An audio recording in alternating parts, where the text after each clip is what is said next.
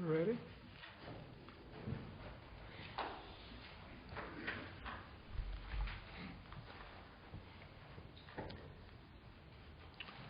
Please Good morning. proceed.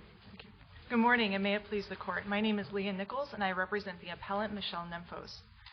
Michelle Nemphos brought state law claims against the defendants because they marketed their products with fluoride or added fluoride as being especially good for kids, when in fact consumption of fluoride by children 8 and younger is especially harmful. The district court's decision below that Ms. Nemphos' claims are preempted should be reversed for 4 reasons. Very quickly, they are: first, with regard to the infant formula baby food, the district court must be reversed because it failed to explain why those claims are expressly preempted. And the manufacturer's argument that a fluorosis statement is an unauthorized nutrient content claim or health claim preempted by 343-185 fail because a statement that a fluoride consumption by young children can cause fluorosis does not suggest a certain amount of the nutrient in the food, as is required for an implied nutrient content claim. And it would also, and if it were a health claim, it would also be a safety warning that is exempted from preemption altogether. Second. So you concede it's not a safety warning? Yes, Your Honor. But if it is a health claim, unfortunately for us, the FDA has said that it's only aesthetic. Well, one could make the argument that Congress set up a two-tiered, two-way system here. In fact, I thought that was the gist of your argument. And the FDA can regulate, and also states can regulate. Absolutely. And so the states could have a more rigorous state warning in a given case, even if the FDA had found that there was a need for a health warning. But you're conceding that that is not this case. Is that correct? Your Honor, Well, you just did. So, to the extent that it's if it is something that is harmful to health, then it's a safety warning. But I thought you just told me, although I read your complaint and I thought you made the allegation that this was harmful to health, you just, in the first 2 minutes of your argument, conceded that this is not that case. If it is a health claim, the argument, Your Honor, is that if it's a health claim, and maybe I misspoke. If it's a health claim, then it's also a safety warning. So if their argument under that it's a health claim... I asked you that in the beginning. So what do you say about that? And you said in response to me, well, the FDA has said it's not a health problem. That is what the FDA has said. I know that that's what the FDA has said. And remember, I said in response to you, I thought that there could be 2 tiers. Yes. One, and I thought that that's what your claim was. You could make state law claims, and you could make claims that there was some sort of violation of federal law. But that you now have conceded to me, since the FDA has determined this, you don't have a state law claim with respect to this being a health warning. Is that correct? It is. Our argument, Your Honor, is that with regard to if it's a health claim, it is also a safety warning. And that is our argument here. I'm sorry, but I thought you said it wasn't a health claim, so that it isn't a safety warning. It's not a health claim under A5. Well, let me ask you in terms of pleading. Yes. Maybe we can short-circuit this. I didn't see any allegation in there that CGN consumed Gerber infant formula. There's nothing in your complaint about that. So why do we need to argue about that? I believe I'll have to. Well, there's also the baby food claims and the infant formula claims that are the infant formula that was manufactured by the defendants. Well, how does brown spots on one's teeth create a risk to one's health? Well, Your Honor, it is what it actually does is fluorosis damages the crystalline structure of one's teeth, and that's a fact about fluorosis. That's what it does. But not a health claim. It is the warning statement that we're reviewing is not a health claim under. This is a health claim or a safety claim, as opposed to an aesthetic matter. Then those exceptions simply swallow the rule. I mean, these are very. I realize there are those exceptions, but these are very broadly worded preemption provisions. Well, is Is that your position, that these are broadly, No, absolutely not, Your Honor. It's not a broadly worded preemption provision.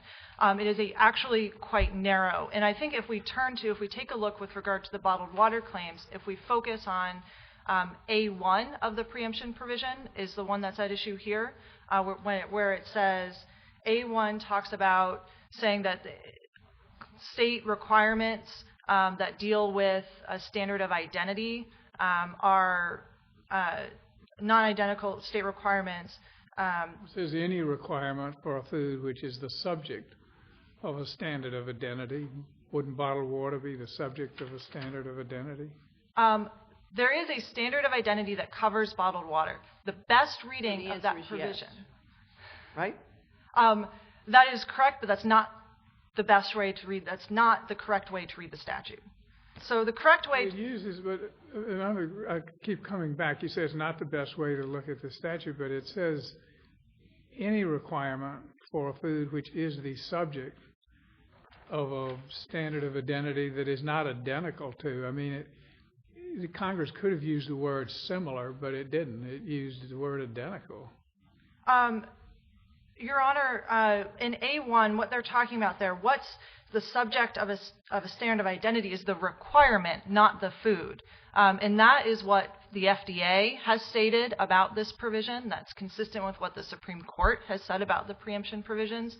So in the regulations promulgating the bottled water standard of identity, the FDA said, quote, a state may not establish or continue in effect a standard of identity for a food that is the subject of a standard of identity under Section 401 if the state standard is not identical to the federal standard. So what that's saying is, what that means is that the only thing that's preempted by A1 are state requirements actually dealing with a standard of identity, not any requirement under the sun that may relate to it. It doesn't say that, though. It says any requirement for a food which is the subject of a standard of identity. In your recitation of it, you simply omitted some of the statutory language. That wasn't my recitation, Your Honor. That was the FDA's recitation. Well, I'm talking about the statutory standard. The statutory, well, that's the FDA's interpretation of the statute. That is consistent with what the Supreme Court has said about the statute, which is that all the provisions in A1 have to be, this is in Palm Wonderful, it's mentioned in our 28J letter, that the provisions in A1 are all to be, the only thing that's preempted are state requirements that are of the type of requirements that are listed here. So saying that all that's preempted by A1 are state requirements going to the standard of identity is consistent with what the Supreme Court has said as well. It's also the only interpretation. Well, the warning is a state requirement. You would agree with that? Yes. Why wouldn't it be different, not identical to the federal standard of identity? Well, it's not identical to the standard of identity because it just doesn't have anything to do with the standard of identity. So it has to be of the type of the thing referred to in the provision. So A1 says what's preempted are state standards of identity. And the warning doesn't go to a standard of identity. It's just not about that. A standard of identity is the definition of a food. It deals with what that food consists of. It deals with what ingredients must, may, and cannot be included in that food. That's the standard of identity. The standard of identity does not say anything, and no standard of identity says anything about the effects of certain ingredients in the food on consumers. So the standard of identity for bottled water is the description, which is bottled water is water that is intended for human consumption and that is sealed in bottles or other containers with no added ingredients, except that it may optionally contain safe, suitable antimicrobial agents, and fluoride may optionally be added within the limitations established later in the regulation. It goes on to talk about what mineral water. You seem to say, well, the standard of identity is, doesn't really cover very much at all, but doesn't it cover fluoride content and labeling and warning labeling? Well, there's three things in there, Your Honor. One, it does cover the fact that fluoride may be included as an optional ingredient. Absolutely. So, for example, that would preempt Maryland from saying fluoride must be included, fluoride cannot be included, because it's optional under the federal standard of identity. Absolutely, that's included. With regard to the last point about warnings about fluoride, there is no warning about the effects of fluoride that's included in the standard of identity. It doesn't cover that. What it does say, and I think that maybe the defendants made much of the fact that later on in the regulation, and what is actually the standard of quality, not the standard of identity. The standard of quality is governed by a different preemption provision, not A1. It does say that if the bottled water includes over a certain amount of fluoride, then it must make a statement saying contains excessive fluoride. And by the way, that's true of any particle that may appear. Where are we going to get all these warnings that you want? I mean, what's the source of them? State law, Your Honor. But is there any state statute addressing this point?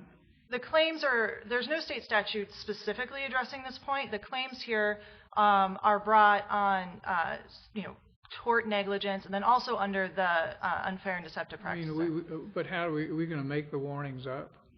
Your Honor, that's a question of state law, and that's. We should find that Maryland law wouldn't. You're only relying on Maryland common law. There is no Maryland statute that you can point to, correct? Well, the Maryland Unfair and Deceptive Practices Act. Okay. If we found that there was no statutory or common law cause of action, then you or your complaint would fail on that ground, wouldn't it? Right.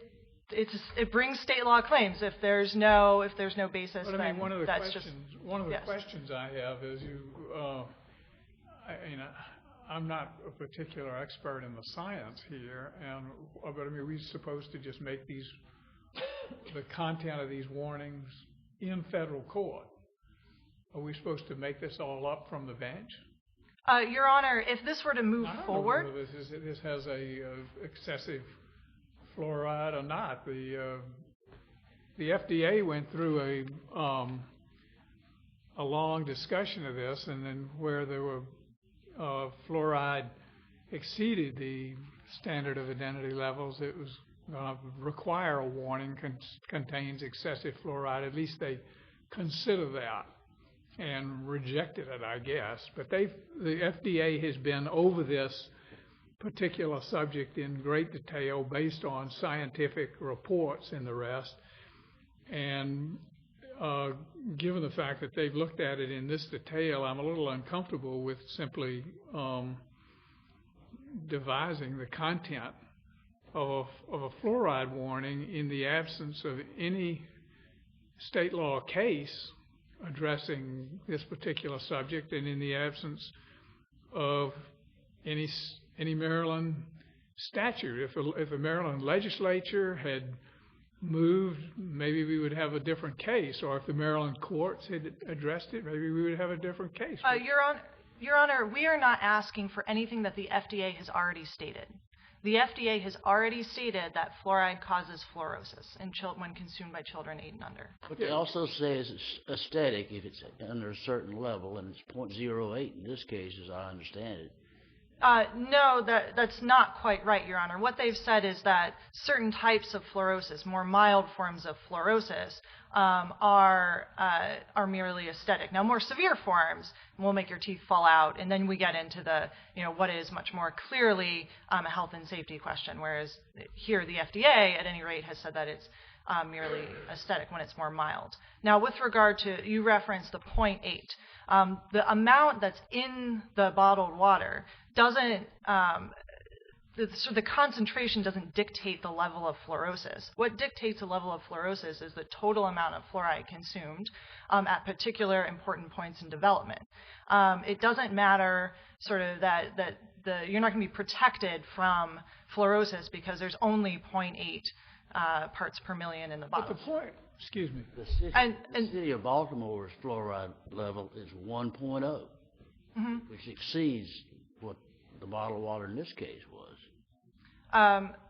That's correct, Your Honor, and you'll note, and this is discussed in the record, or in the briefing, that 10 years ago, about 43% of young teenagers had fluorosis, and that number is on the rise as more and more water with added fluoride comes But into the doesn't system. you say the federal standard of identity doesn't have anything to do with this, but I'm not sure that's true. There's a federal standard of identity does contain a warning, which contains excessive fluoride if it exceeds acceptable level.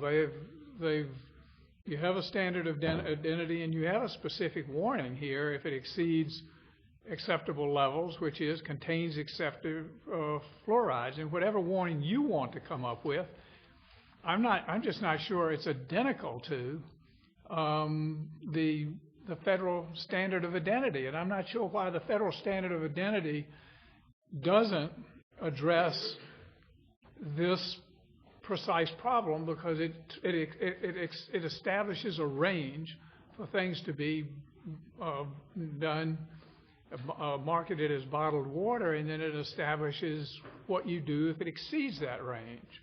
Your Honor, what it doesn't do, no standard of identity does this, not for bottled water or any other food. What it doesn't do is talk about the effects of those ingredients. It doesn't talk about effects, and that's the issue here. The standard of identity is about... Where are we going as a practical matter here? I mean, are courts across the country going to, without any state legislative guidance, going and without the scientific expertise that we need, without any state court decisions or whatever, just going to, run this whole thing from federal courts and essentially cut the agency out, and essentially, as far as I can see, cut the states out? Because Your Honor, you're asking us to just come up with something, and I don't get it. Your Honor, the Congress has said that the only thing that is preempted here are things that are expressly preempted. And the only thing that is expressly preempted under A1 are state standards of identity. Well, and this is not a state standard of identity. Hadn't the FDA decided not to require the exact warning that you're seeking to have us establish today? Your Honor, what it did, may I quickly answer the question? The FDA discussed that in promulgating the rule. However, just because it rejected that, that's both consistent with the fact that there's no statements about effects anywhere in any standard of identity, and two, just because the FDA has at any point considered it does not mean that it's prohibited states from requiring it, and that's, you can see the Supreme Court's jurisprudence in Spreetsma and Williamson on that. Thank you.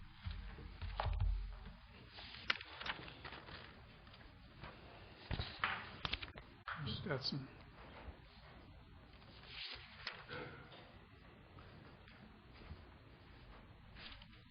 Good morning, Your Honors, and may it please the Court. My name is Kate Stetson, representing the appellees. Judge Wilkinson, I want to start with your question about the standard of identity preemption provision, because you are correct. It's very broadly worded, particularly in comparison to the other provisions that follow it. If you look at Section 343(1)(a)(1), it is, just as you say, a preemption provision that applies to any requirement for a food which is the subject of a standard of identity that is not identical to such standard of identity. Now, let me make a couple points about Ms. Nichols' argument here. Ms. Nichols mentioned something about how the standard of identity has to be of the type. The words "of the type" do not appear in Section A1 except at the very end as pertaining to maple syrup, and we're not talking about maple syrup. So there is nothing restraining the preemptive effect of Section A1 except for that first couple words, any requirement. Any requirement. It has to be expressly preempted. Oh, it does, yes, but we so contend that is something of a, instead of saying abroad, in other words, there's no implied preemption here. So I take your point, though. Yes, But and our contention is and never the safety exception would be an exception from this, but they're not contending that exception applies. That's correct. Yeah, and we've never contended that preemption is kind of lurking somewhere in the statute. We're contending that this express preemption provision covers exactly what Ms. Nemphos is claiming. So with respect to bottled water is subject to an incredibly detailed standard of identity. If you look at section 21 CFR 165.110, it goes on for pages and pages and pages. And Judge Wilkinson, you're quite right that among the things that that standard of identity and standard of quality do is to provide in 165.110C an express warning in the event that fluoride exceeds a certain concentration. So it is impossible to wedge in a state requirement pertaining to fluoride that isn't already taken up by These standards of identity set quite precise levels. And in this case, they show what to do if you exceed the levels. I mean, one of the things I'm worried about is just what we do to food labeling in this country. It seems to me that Congress did want a certain amount of uniformity. As a consumer, I know personally I rely on that uniformity. And, you know, if you move from one state to another and confront a welter of warnings and this and that, number one, I don't know how companies very easily comply with that, because what they do is, you know, they market a product nationally. And if you're going to have different warnings in every different state with a national bottled water company, that just adds tremendously to the expense. But in addition, it's confusing for consumers who, you know, rely on certain things. And what the plaintiffs are trying to do here is establish a warning for something that the science at the FDA has said is safe. It's within permissible limits. Or, you know, it's permissible. And, you know, this is an odd thing to have a failure to warn claim, which doesn't fit within an exception, and a failure to warn claim for something that federal standards have said is perfectly permissible. We're warning you that this is dangerous in all kinds of ways, notwithstanding the fact that the federal standards say it's permissible. And then we're supposed to make it all up from the federal bench. I don't get it. I wonder where we're headed with all this. Can I ask you about the failure to warn claims with respect to the baby food and the infant formula? Yes. There's no standard of identity there, right? There's no standard of identity pertaining to infant formula and baby food. That's correct, Judge Motz. And so what is your contention there? I gather that they don't make any safety exception claim there either. Is that correct? That's correct. That's correct. A couple things about the infant formula and baby food. First, Judge Floyd, you're right that the complaint is rather opaque about the extent to which CGN consumed formula and baby food. And second, with respect to both of those items, there's no contention that there was any fluoride added to infant formula and baby food. In fact, there can't be under the federal regulations. So what we're left with is this contention that some formula or some food, unspecified, must have contained fluoride that contributed to CGN's fluorosis, despite the fact, Judge Floyd, that Baltimore's water contains more fluoride than anything that could be found either in the bottled water or formula. Well, when you say nothing was added, do you mean your clients then were responsible for any fluoride that was in the product? Is that what you're saying? I think any fluoride that was in the product came from the carrots that were already mashed up. Exactly. Was a component that went into the product when it was made. There was no additional fluoride contributed to it. So what you're left with by way of a warning is a suggestion on the label of an infant formula package or a jar of baby food that says this could contribute to fluorosis. That is quintessentially an implied nutrient content claim. And it's an implied nutrient content claim because, as Ms. Nichols said, that claim in itself doesn't state the level of nutrient that is contained in the product, but it implies that it's there. And that's exactly the problem under A5 of the preemption provision. Anything that suggests that a nutrient is present or absent in a certain amount is preempted unless FDA has expressly permitted that nutrient or the lack of nutrient to be addressed. So with respect to baby food and formula, it's a little bit opaque just because of the nature of the complaint, but the implied nutrient content claim preemption plainly covers it. And Judge Wilkinson, just to return to your earlier point, I agree with you fully.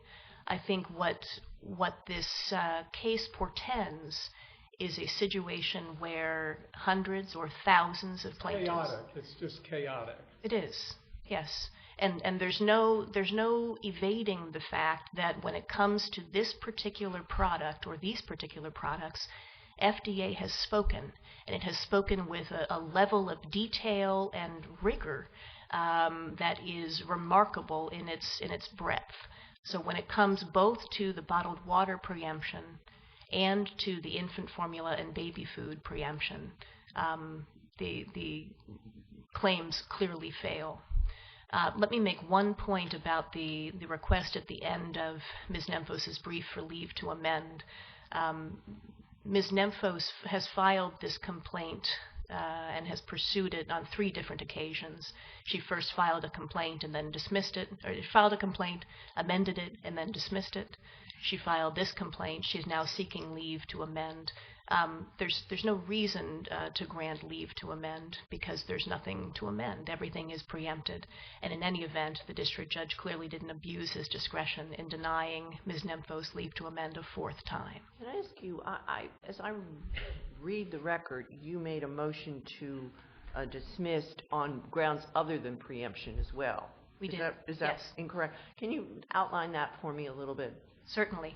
So there were 6 claims in the complaint, and actually, as I read the judge's opinion, only 2 of them remain at issue. Yes. Because Ms. So maybe you Nemphos could just review it with respect hasn't to those challenged 2, them, because right. those are the only 2 that are at issue. Exactly. So with respect to the claims 1 and 2, the strict liability and negligence claims, those are the 2 that I understand to be still at issue.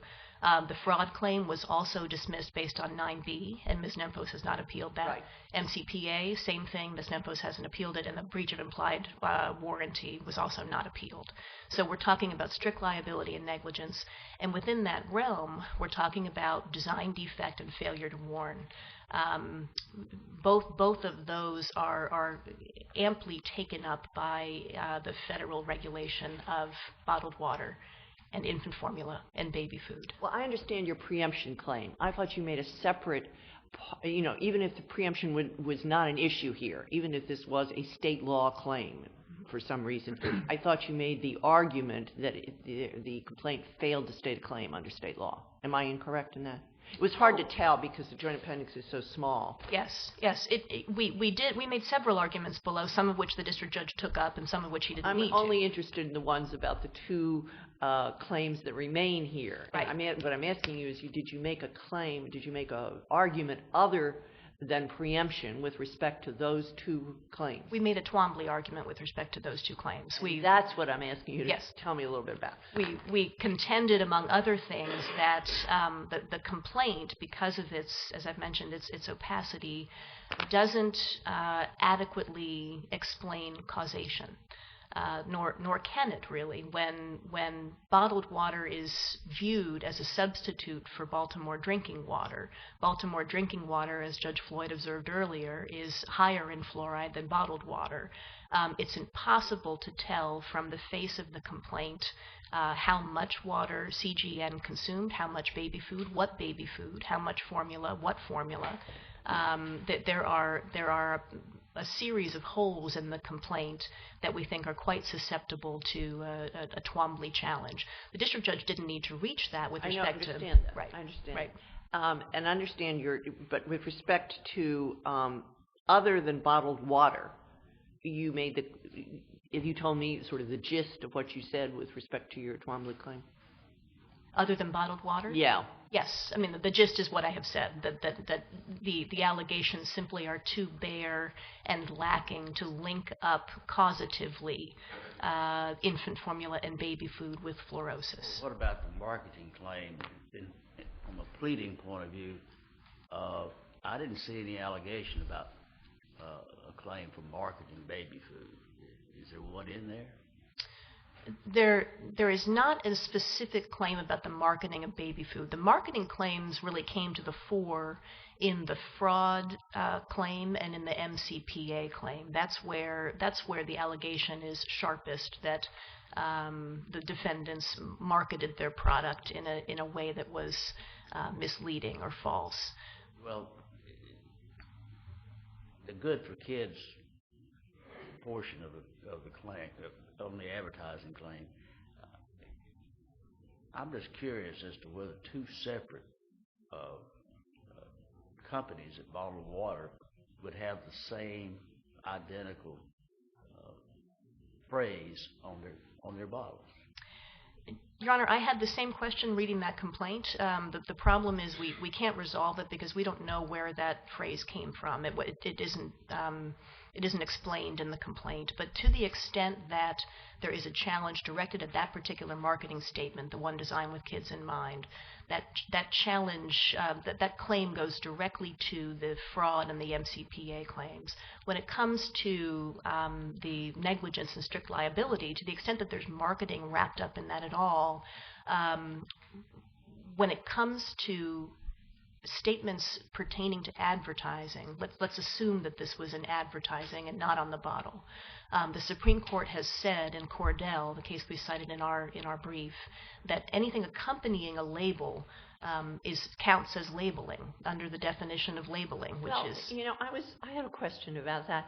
Hypothesize. I quite understand your label, but suppose there's a billboard. But that's, first of all, there's no suggestion on the face of this complaint that it's a billboard, to be sure. which is a problem. But I understand Twombly, but then on the other hand,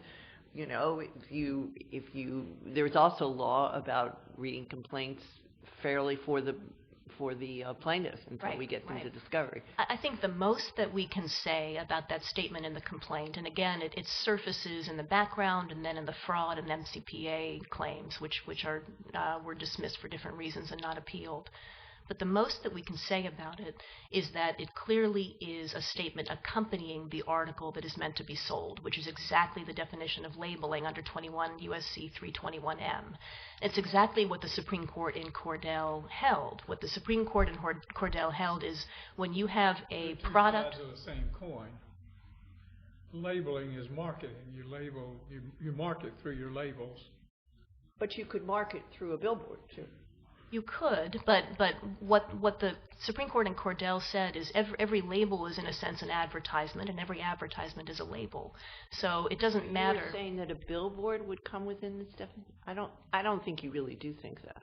I don't think the court needs to hyperextend itself. I think you say that they haven't alleged. Right. I don't think the court needs to reach to conclude that. I think it's enough to conclude that where the statement obviously is wrapped up in the marketing of the very thing that is sold, that it's clearly accompanying the labeling. And after all, look at the challenge that Ms. Nemphos is bringing, and the relief that she seeks is, as Judge Wilkinson said earlier, it's a warning. It's a warning as to fluoride.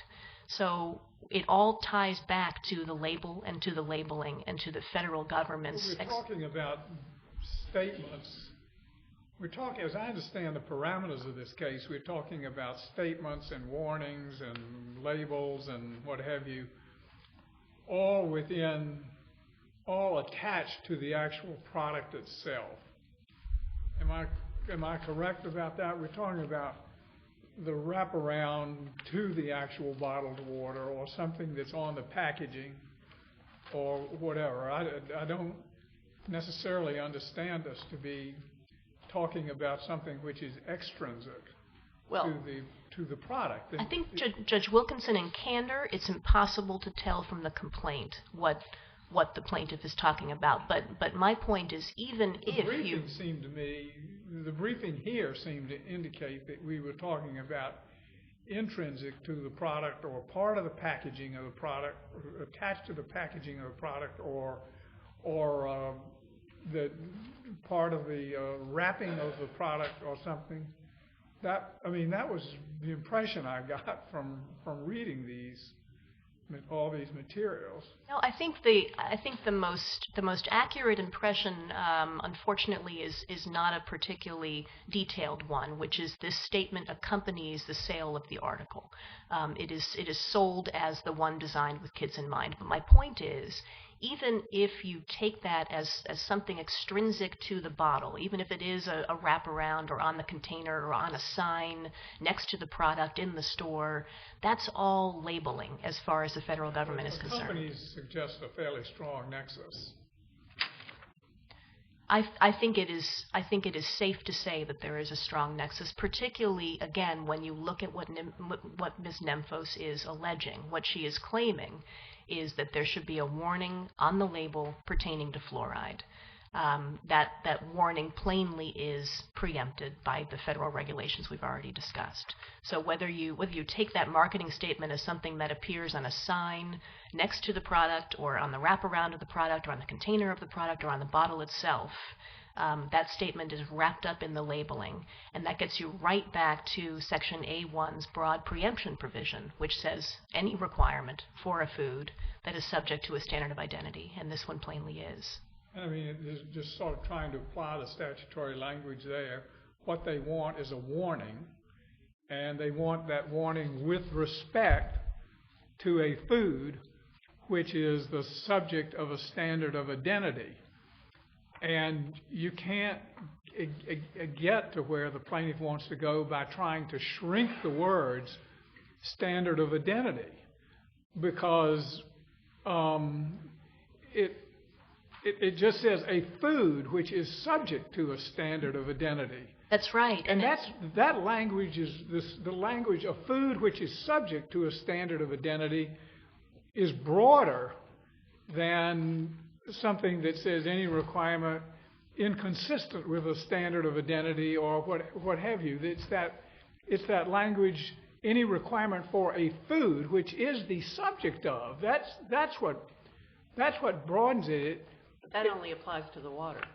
It applies to the water, but you're right, Judge Wilkinson. It's distinguishable from the other preemption provisions that follow it. It's broader. 2, 3, and 4, yes, all talk about for the labeling of food. Yes, one does they're not. narrower, but this language is broader than those subsequent provisions, and that's even without getting to the words any and identical.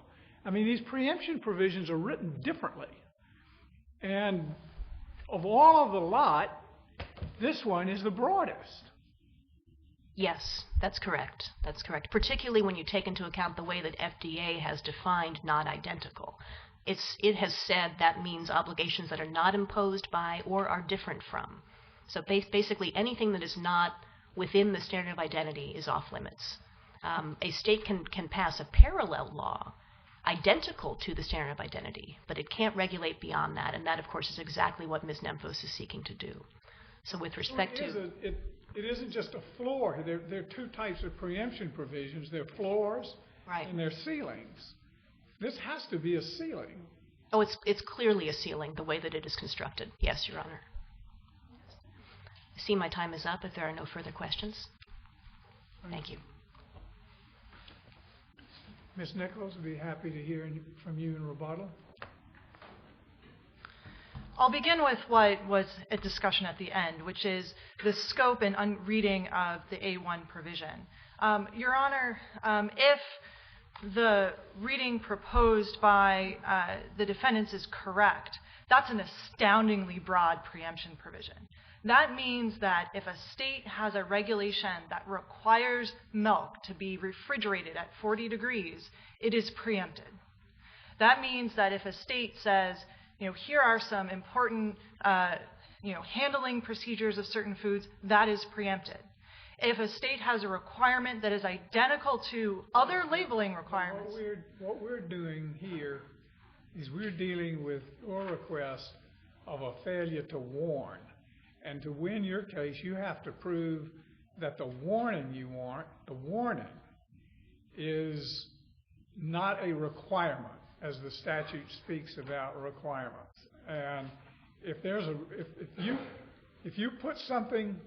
you require that we put something about fluoride on the packaging of the bottle warning, that warning is a requirement. We don't need to go into these broad hypotheticals. We just need to look at what's before us, and that is you're seeking a warning, which is a requirement on a subject in which the FDA has investigated thoroughly, exhaustively, and based on the best scientific evidence, has set a permissible range. Your Honor, based on the best scientific evidence, the FDA has said that fluoride causes fluorosis when consumed by children. That's the FDA's conclusion. It did not require a warning in the standard of identity because that is not what a standard of identity does. So just to address a couple of other points, and again, if the reading, I want to stress, if the reading of A1 is as broad as you suggest, then literally any requirement with regard to a food is preempted just because it happens to have a standard of identity. The warning you want is a requirement. That's all we need to do. It is a requirement. It's not a requirement having anything to do with the standard of identity, and therefore is not preempted by A1. You keep... We've been over this, but... you keep omitting the lines, any requirement for a food, which is the subject of a standard of identity. That's textual difficult. It's a textual hurdle as I see it. The way that the text should be read, Your Honor, is that any requirement for a food, which is a standard of identity. So it's the requirement that's the subject of the standard. Of a standard yeah, of identity. Right. You would admit this food, a bottle of water, a food for purposes of this section, you would admit that this is the subject of a standard of identity. It is, yes. Let me change the subject just a minute. Given the fact that you failed to file a separate motion requesting leave to amend, why should we grant you leave to amend? Your Honor, I see my time is up. May I answer the question? Your Honor, we didn't file a separate motion, but that's because the district court found that everything was preempted anyway. So at this point, we're asking for a reversal and remand to give us the opportunity to do just that. Can I ask you a question about your advertising claim? What is it that you claim with respect to the advertising claim? So our claim with respect to the advertising is that it's misleading in that it promotes bottled water with added fluoride for both companies, which have two different slogans. All aspects, not just what's on the label or in the store display, but in the way that the bottle is designed, in the way that they advertise on the internet. There's actually, we submitted in below information about the way that they advertise on the internet. That's in the record. So it's not just, there's no contention that it's limited to things that accompany the bottle here. That's not, it's much, much broader than that. We've made that clear in the briefing in this court, and that made that clear below by submitting information about the way they advertise their products on the internet. Thank you. All right, we thank you, and we'll come down and brief counsel and then just take a very brief recess.